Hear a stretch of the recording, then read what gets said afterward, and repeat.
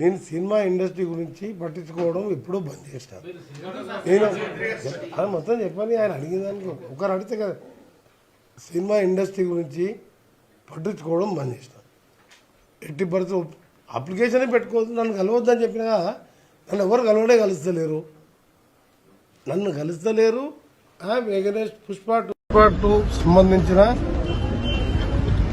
Incident జరిగినప్పుడు ఇక ముందు బెనిఫిట్ షో కొత్త రేట్లు ఇవ్వమని చెప్పి అసెంబ్లీలో నేను ముఖ్యమంత్రి గారు ప్రకటించిన మాట వాస్తవమే.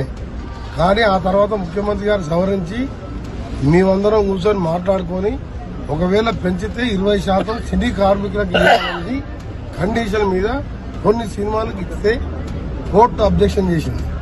ఆ సమయంలో నేను హైదరాబాద్లో లేను, మా జిల్లాలో తిరుగుతున్నా, మున్సిపల్ ఎలక్షన్ కాబట్టి జిల్లా మొత్తం నల్గొండ, భువనగిరి 2 జిల్లాలు నేనే చూసుకుంటాను కాబట్టి ఆ సమయంలో జీవో ఇవ్వడం జరిగింది.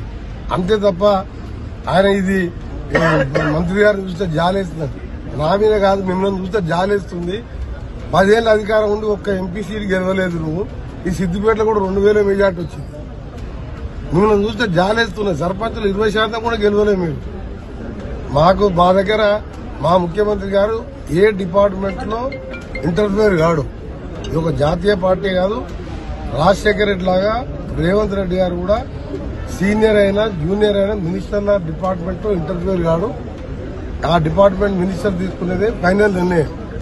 కానీ దానికి సంబంధించి ఆయన సినిమా ఇది గవర్నమెంటా, సర్కారా, సర్కస్ కంపెనీ ఇష్టం ఉన్నట్టు మాట్లాడుతున్నారు. అయినా కానీ వాళ్ళకి సమాధానం ఇవ్వాలంటే మాకు సమయం లేదు, వాళ్ళకేం పని లేదు.